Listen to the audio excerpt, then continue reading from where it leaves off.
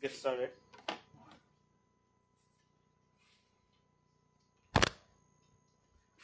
So we'll look at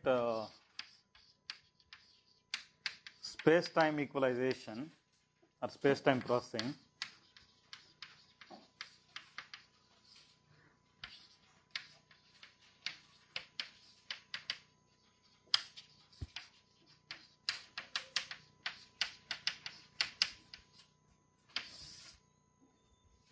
Okay.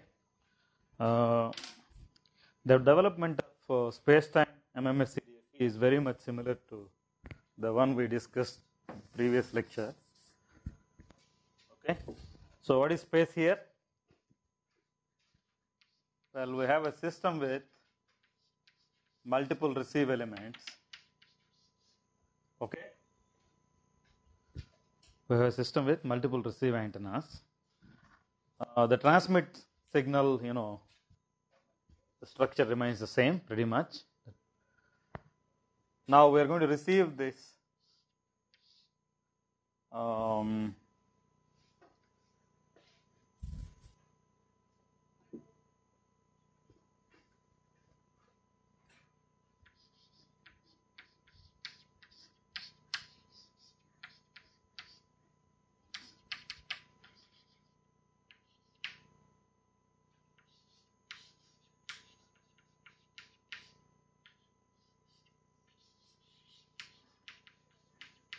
okay. So of course this is the baseband representation.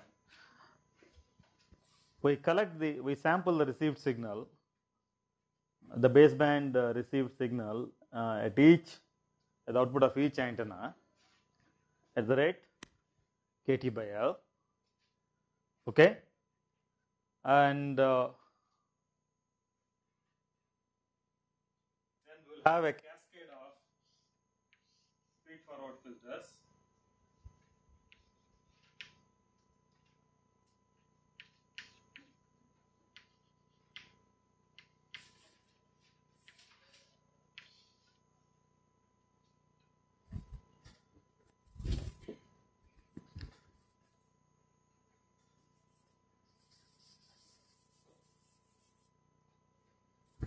What we will do is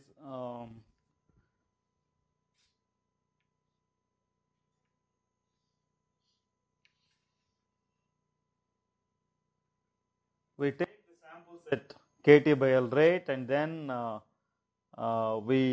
it outputs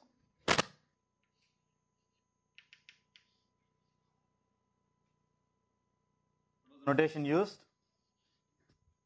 We had oversampled receive elements, right? Y of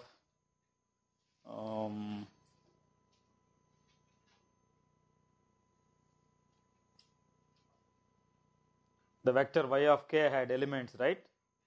What was the notation in representing those elements? Well, we can write it as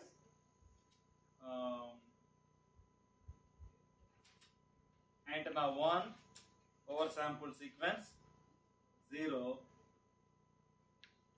of k. Okay, this would be the first one, and y1 L minus 1 of k. Okay. So this block is essentially, it takes serial input, parallel output. Okay.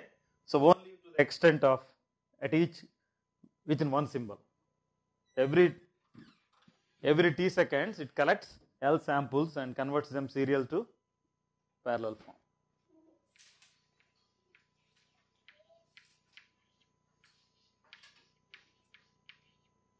Okay.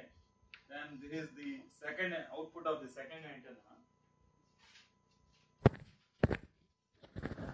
This is output of second antenna 0 of k all the way to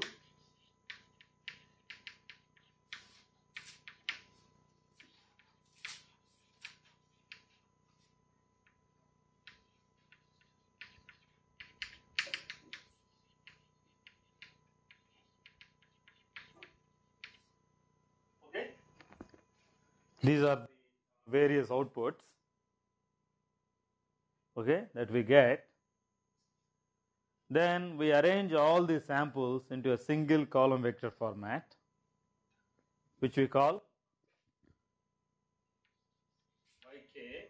The dimension is L times nr by 1. Defined yk is composed of y10k, y11k all the way to y1 L minus 1 k all the way to ynr k ynr L minus 1 of k.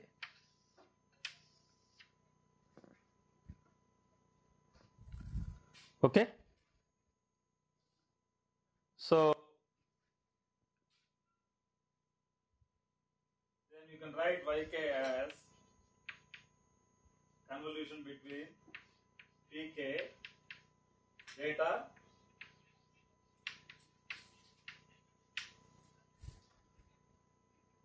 is that right?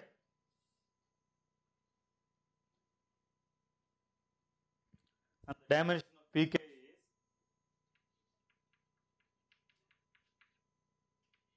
what is the length of this pk?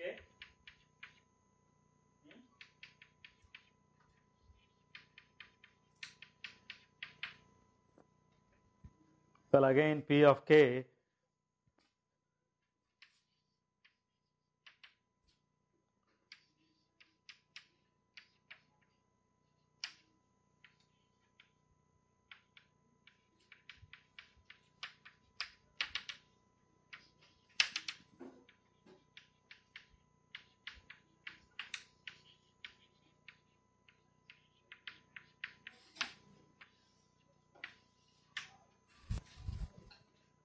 okay.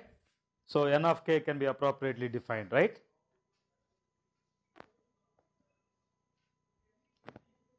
Follow what's happening? So what we are trying to do here is we are generalizing the MMSE DFE structure to a system with multiple receive antennas. In order to do that, we collect the oversampled elements at the output of each antenna branch, collect them in vector format, and we add these additional elements collected from various antenna branches to this vector, and we form this long vector which is composed of L times NR elements. Okay. So, and you can also see that the impulse response associated with each oversampled stream is distinct. Similarly, the impulse response associated with each antenna branch is also distinct because the channel is generally distinct among various receive antennas. The channel observed at the antenna outputs is usually different for different antenna branches. That's always the case. Okay. Similarly, the noise samples across the antenna branches are modeled as statistically independent if at all noise is AWGN. Okay. And across the oversamples, of course, noise samples are also uncorrelated or statistically independent if this ADC filter is chosen to be with bandwidth L times L by T, right? Minus L by 2T2 plus L by 2T. Then this entire vector Nk with element L times Nr by 1 are IID elements if noise is generated by the noise is generated within the receiver due to thermal effects. Okay. Although we develop this, although we call it N of k in general can include noise, any additive disturbance, including thermal noise. For example, you can have co-channel interference, adjacent channel interference, and thermal noise, several combinations of them. So therefore, we will leave the receiver development to assume a very, we'll let the receiver to assume a very general form, where N of k will not we assume to be AWGN. Okay, if you assume it to be AWGN, it takes certain form. If you let it to be arbitrary, then the correlations between noise samples or noise plus interference samples automatically be absorbed when you compute the noise correlation RNN of D or RNN of K. Okay, so with that, now we can proceed with the receiver development in D domain. So how would we write y of D?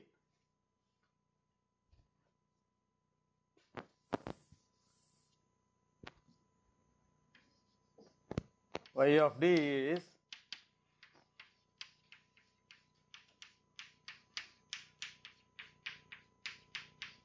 well, it's no different from I mean, if you look at the expression, it looks identical to what we had in the previous lecture.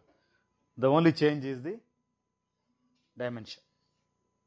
The length of the vectors are now expanded to L times NR from L.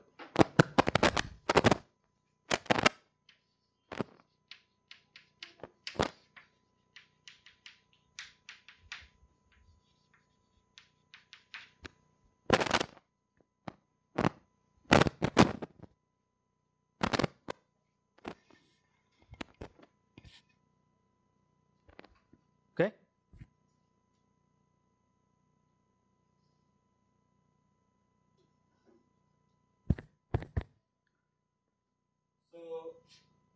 So what would be the receiver structure? Well, there will be a feed forward filter.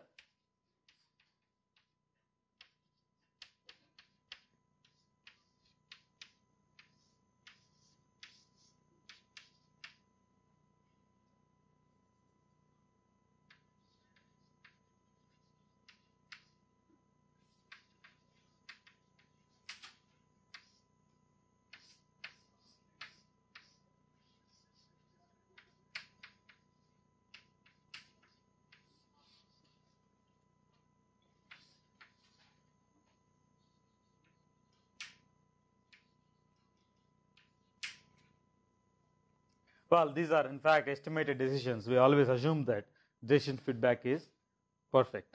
Okay, although these are estimated decisions. Okay, what is the dimensionality of W of D here? 1 by LNR. And what is the dimension of B of D? How about the feedback filter? Yeah, that remains a scalar.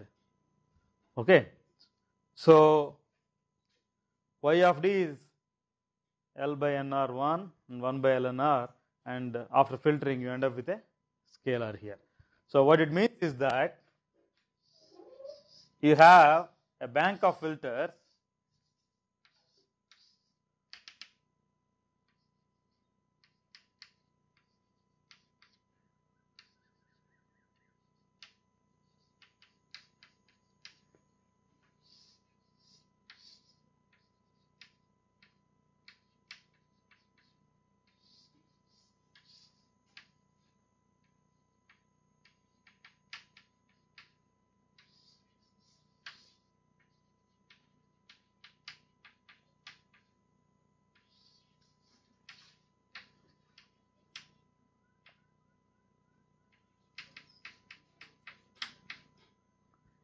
So what we are going to do is we are going to filter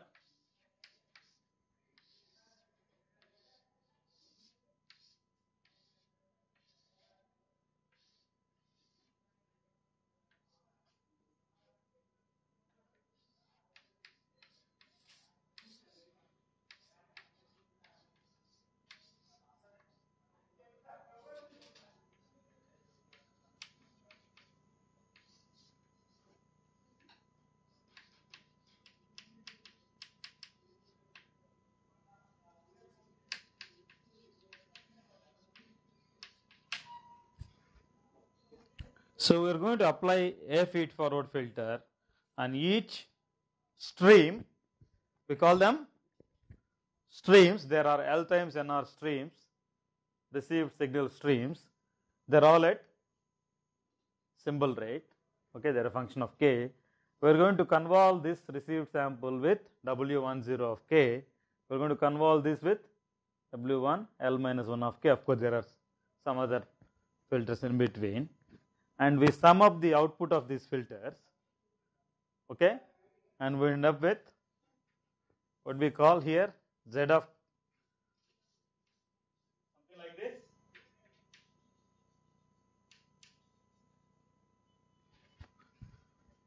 Then we get, after subtracting the intersymbol interference, right? This is basically intersymbol interference with a negative sign.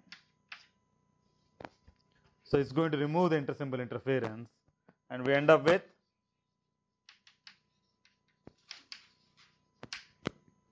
of course you can see that I keep the same notation as before. It's just that it is generalized to a system with multiple receive antennas.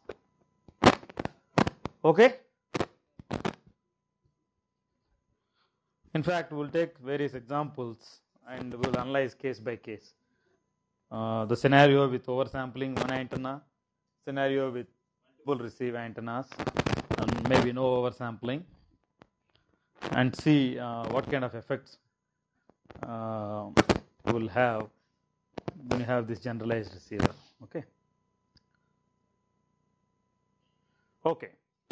So the expression for the feed forward filter that has already been derived. Okay. Remember what it was? B of D. Okay, we'll write it in the indirect form, divided by Rxx inverse D plus P star D inverse Rn inverse D P of D. That's in the denominator. And we have Rnn inverse D P star D inverse. Okay, and B of D. Is that right? Now, what is the dimensionality of this filter?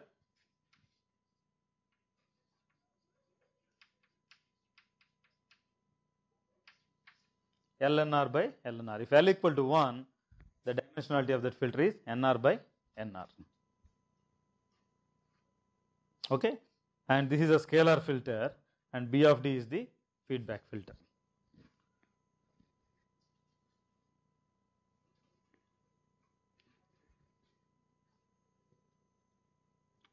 Okay, I will erase this.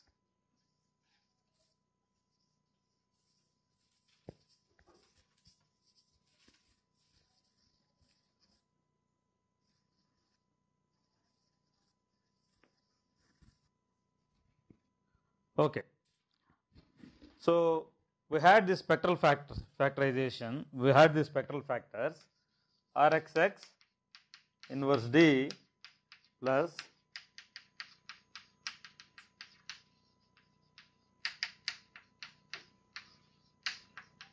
decomposed into gamma into G of D, G star D inverse. Okay, and it can be shown that the optimum choice for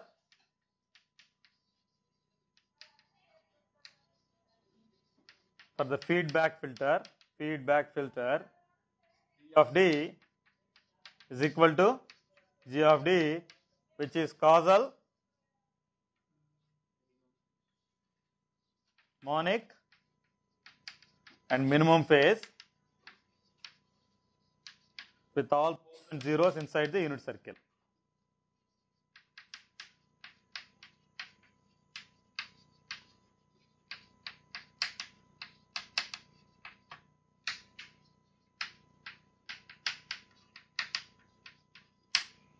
Okay.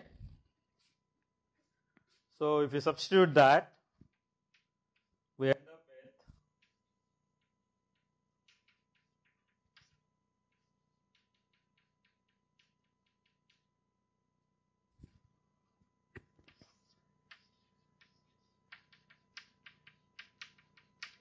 with, okay, this is a scalar filter. This is LNR by LNR matrix filter. and this is 1 by L NR. Okay, this is a space-time noise whitening filter, and this is a space-time matched filter. Why is it space-time? Well, we have samples collected from space as spatial dimension as well as time dimension through our sampling. Okay.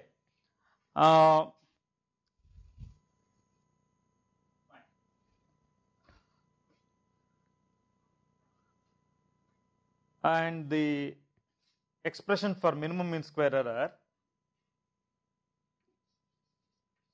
the minimum MSE is 1 over gamma, where gamma can be written as e raised to integral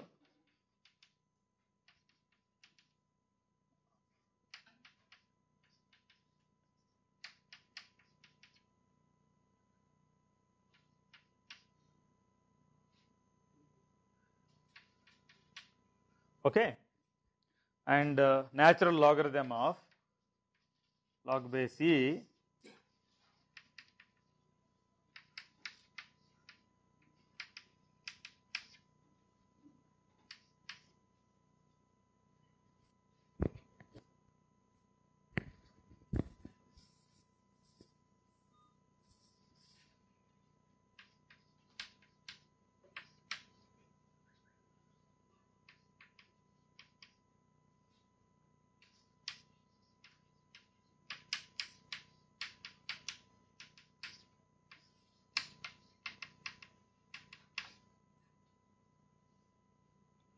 okay. Here my minus conjugate, so I flip the sign there because of that. Close this and integrate with respect to omega. Okay, and the signal to noise ratio at the output of the MMSE DFE receiver or space-time MMSE DFE unbiased, well, let's call it the biased one, sigma x square or Ex divided by the mean square error, that is sigma x square by into gamma. Is that right?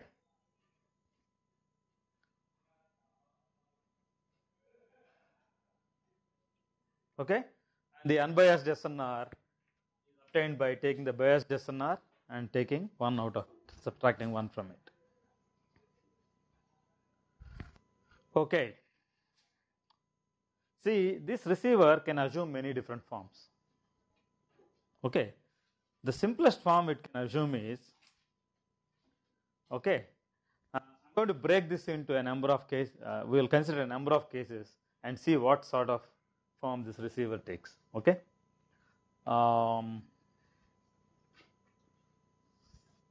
Let's take the simple case where there is no ASI in the system. Okay, the transmit receive filters are designed such that you obey the Nyquist criteria perfectly.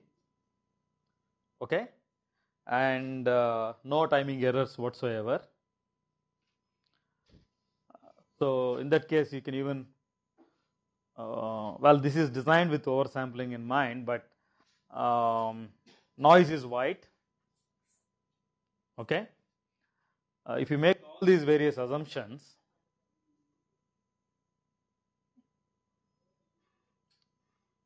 okay, let's take the ISI freak case,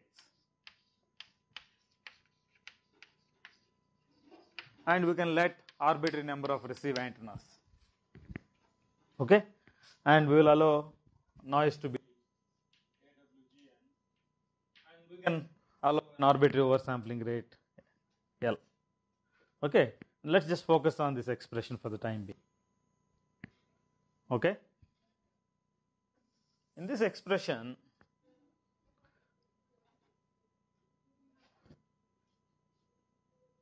if the noise is white, RNN will be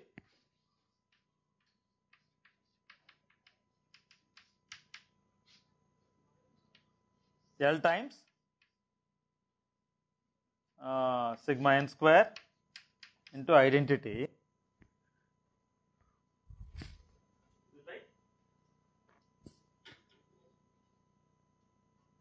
Hmm?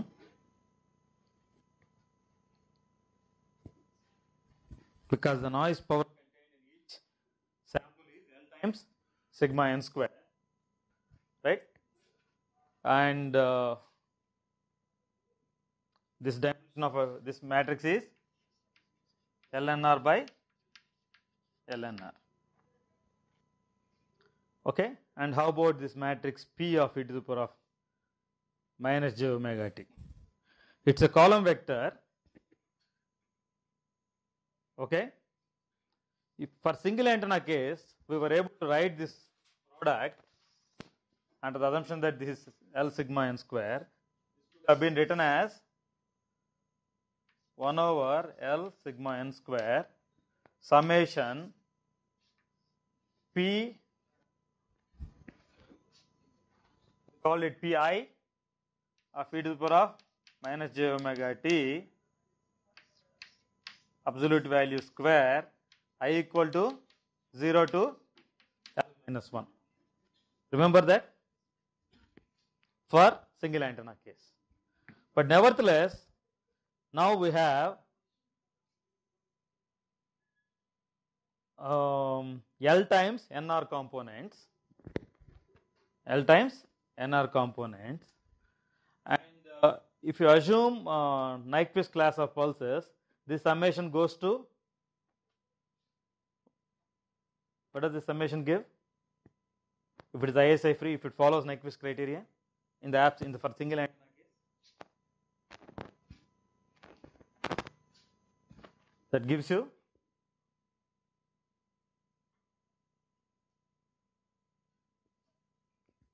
okay, I will write it. I will again write it first 1 times L sigma n square summation, this can be written as P of omega minus 2 n pi by t n is minus infinity plus infinity and 1 over t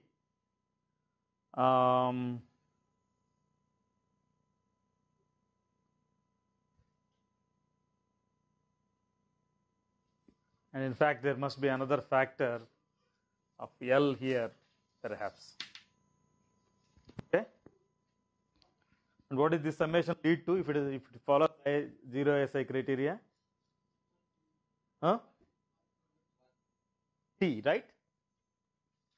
Total response is flat during the Nyquist band of interest. It goes to T, and that cancels this out, and this L cancels out. We end up with 1 over sigma n square.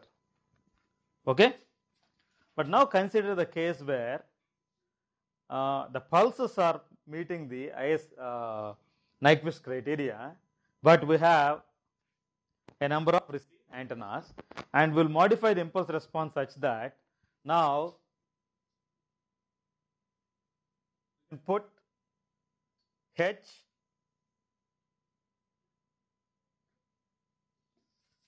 will introduce some H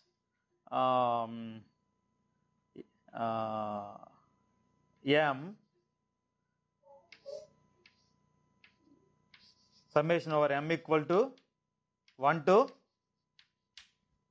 N. Can we write like that? Is it reasonable? Just observe that. Okay. This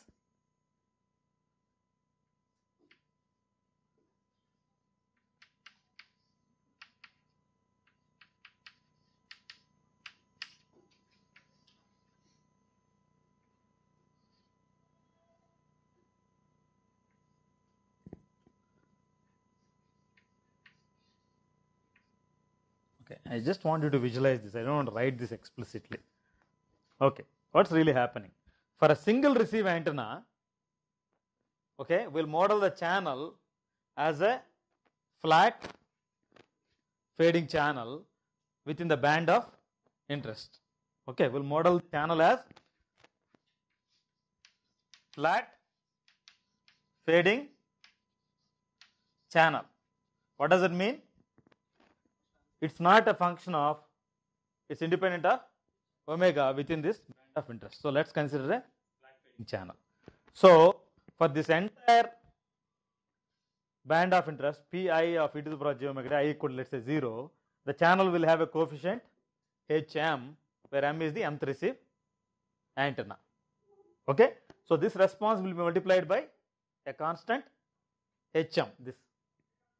Okay, and when you do this P Hermitian P, Hm gets, it becomes Hm absolute value square, and we have this summation over 0 to L minus 1. So we take group wise L terms. For the first receive antenna, there are L over sampled responses, and they get summed up.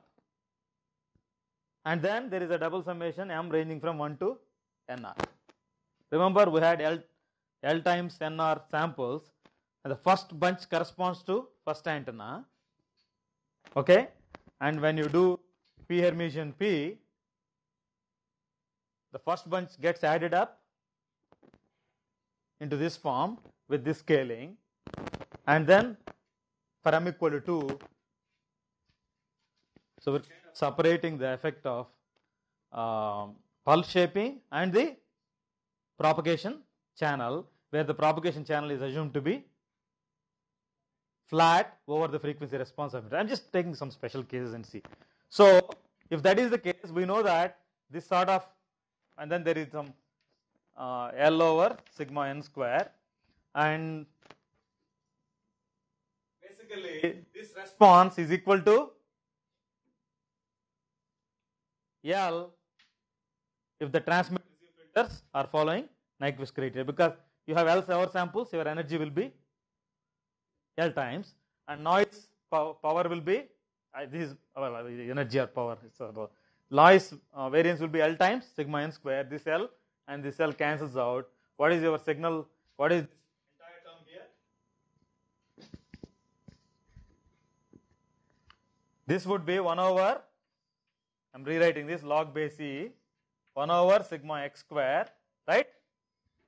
That is the variance of the symbol, plus summation over Hm absolute value square, M equal to 1 to NR divided by sigma n square, integral, well, there is nothing to integrate, well, it's frequency independent, therefore e raised to log of something gives you, they go away, and gamma is equal to 1 over sigma x square summation Hm square divided by sigma n square. Now SNR at the output of the MMSC DFE is equal to, well, there might be, yeah, that's okay, I think, is equal to sigma x square divided by gamma, right? No, it's sigma x square multiplied by gamma, that is equal to 1 plus sigma x square. I'll write it separately, okay?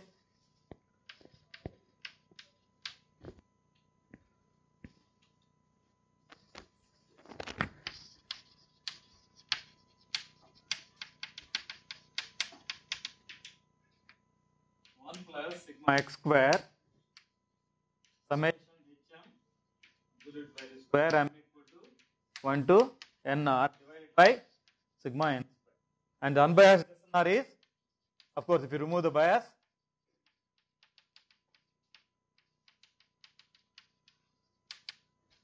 is minus 1, so end up with sigma x square by sigma n square.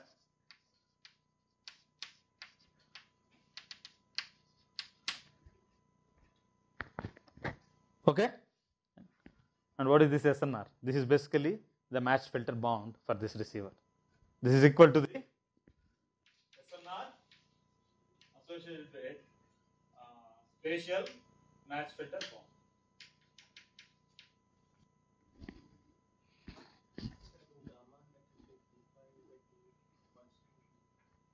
That goes away, na? Yeah, when you integrate, that goes away. Okay. So, can you give a different name to this receiver? See, if you go back to the original analog match filter on each antenna and take the samples at the perfect instance, then everything becomes ISI free.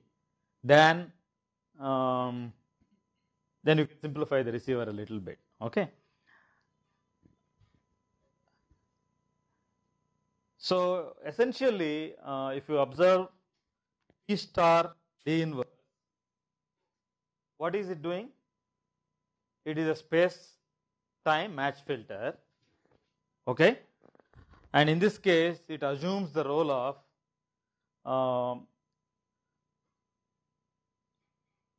let's see.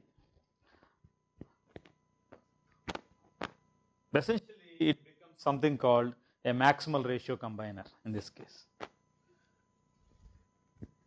You can see that P star D inverse includes H1 conjugate associated with the first oversample stream, H2 conjugate associated with the second oversample stream, and you multiply that with the received signal. So it's the maximal ratio combining operation is kind of implicitly present in this receiver structure. So a good way to see it is set L equal to 1 just to visualize what's going to happen, what's happening here. Set L equal to 1, and if you just ignore the entire pulse shaping, just ignore it for the time being, then your P star D inverse is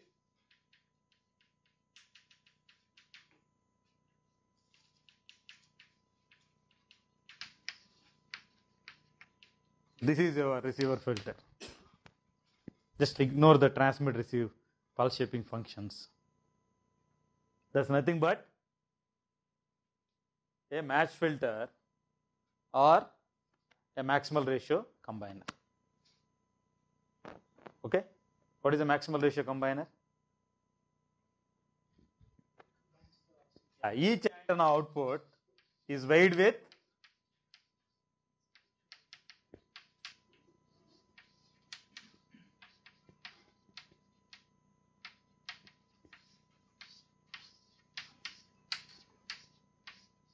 and you make decisions at that. This is called a maximal ratio combiner. This is the diversity receiver. So the standard maximal ratio combining diversity system can be obtained as a special case. Of course, you may say, why? What is the role of DFE here? In fact, even if you take a linear equalizer, you end up with the same solution. Okay? As long as you meet the Nyquist criteria. So MMSE linear equalizer, MMSE DFE will converge to the same solution if there is no ISI to be equalized, and that indeed becomes a maximal ratio combiner in a flat fading channel.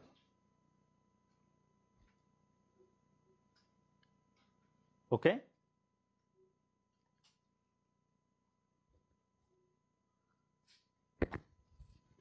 Let us take another scenario. This is something we'll spend a lot more time later on.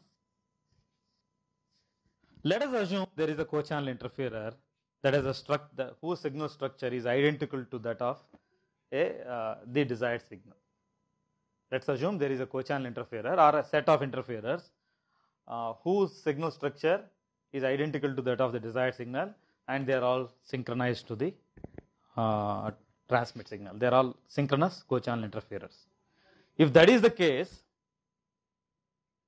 okay, if that is the case, then the noise is now composed of thermal noise as well as co-channel interference, and if you can compute the covariance RNN of D including co-channel interference, okay, it takes the entire correlation structure into account, and you can show that you will be able to mitigate intersymbol interference as well as co-channel interference simultaneously, and the required condition to null all the interference is the number of interferers is less than the number of receive antennas. If the number of interferers is less than the number of receive antennas, then you will be able to null out the co-channel interference. Okay, I will not get into this.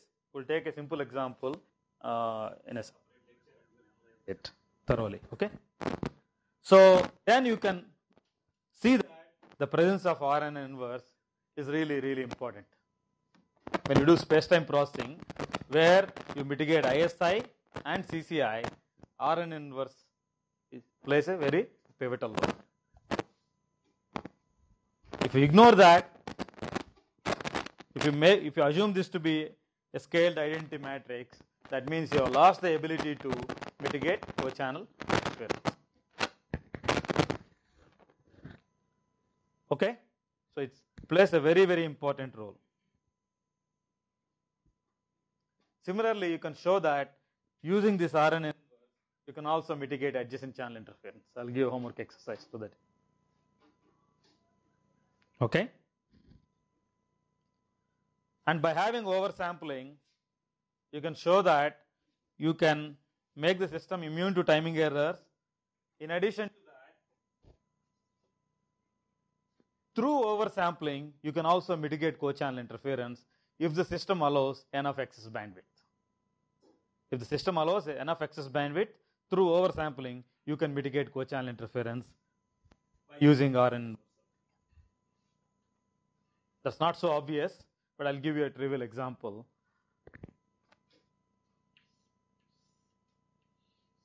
If you use 300% excess bandwidth, you can simply expand the pulse to be like this, right? Now, if you have a co-channel interferer in this range,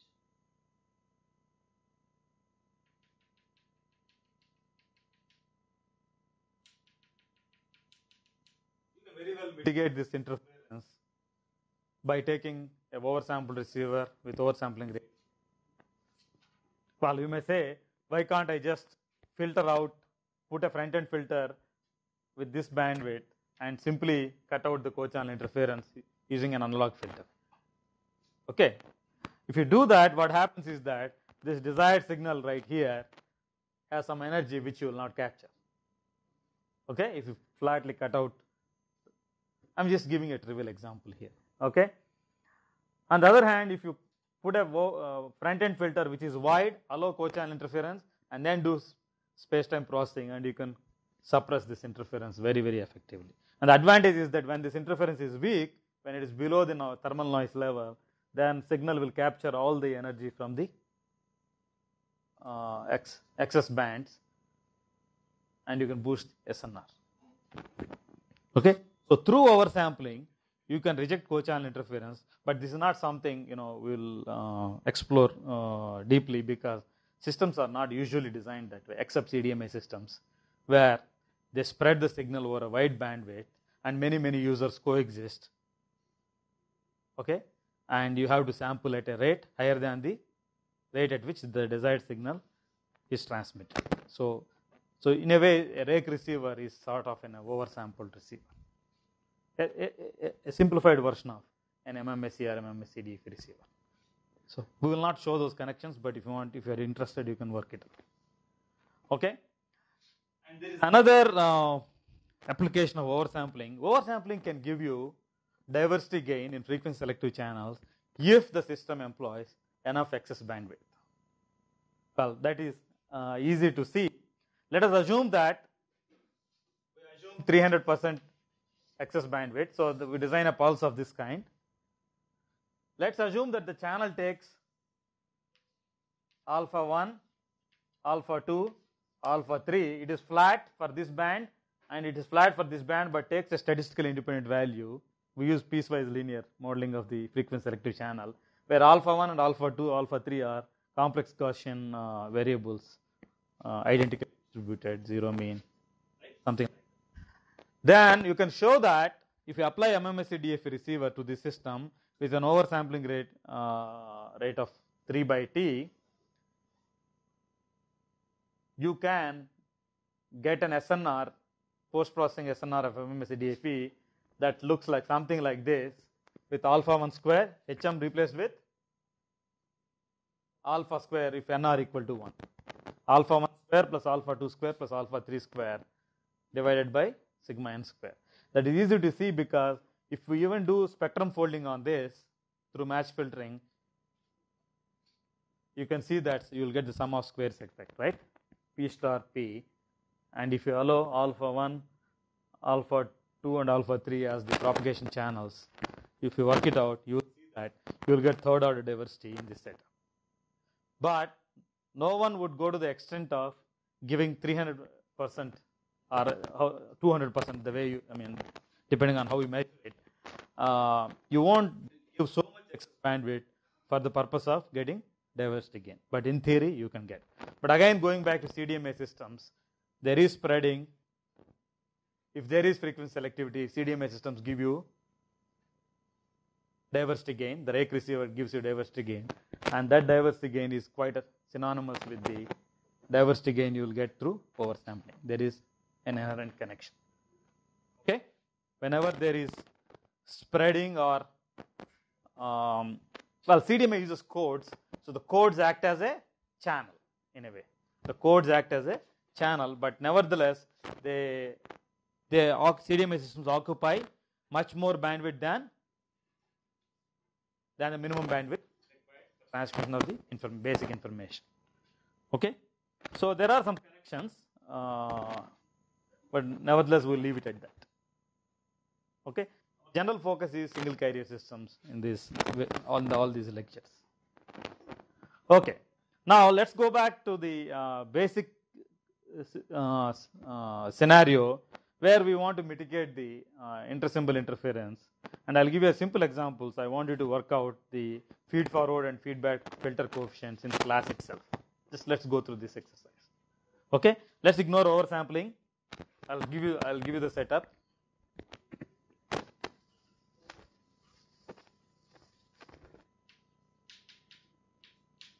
And the channel response is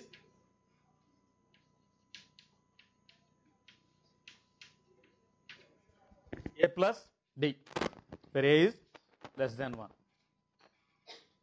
Okay, it's a 2-tap channel, right? So for this channel, I want you to work out the structure of MMSE linear equalizer and MMSE DFE equalizer. In deriving the MMSE DFE, you can make the approximation that A is significantly less than 1.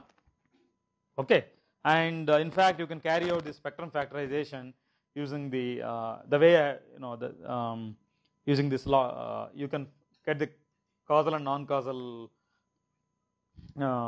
parts, that is G of T and G star D inverse, by factoring the log spectrum. You can go through that and make this approximation that absolute value of A is much less than 1. So let's carry this out, and ultimately you have to give me the expressions for the feed forward filter and feedback filter in time domain. Okay, for both MMSE linear and MMSE DFE, and let's make the approximation that sigma n square tends to 0, so you will end up computing the zero forcing DFE and zero forcing solutions. Okay, of course you already know that if A equal to 1, the zero forcing solution doesn't even exist. So we'll make the approximation that absolute value of A is much less than 1, and assume that A is real. Okay.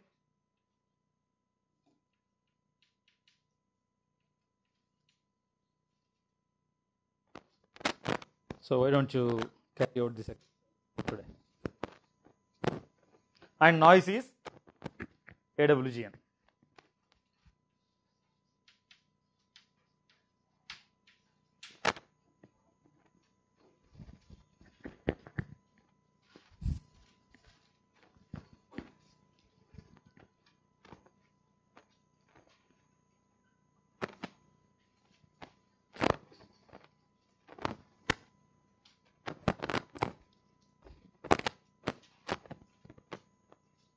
You remember the spectrum factorization? Have you taken the notes?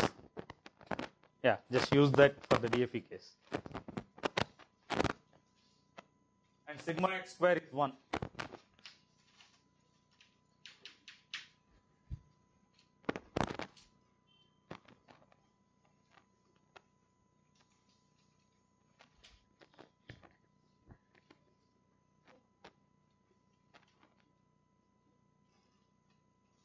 Okay, we'll stop here.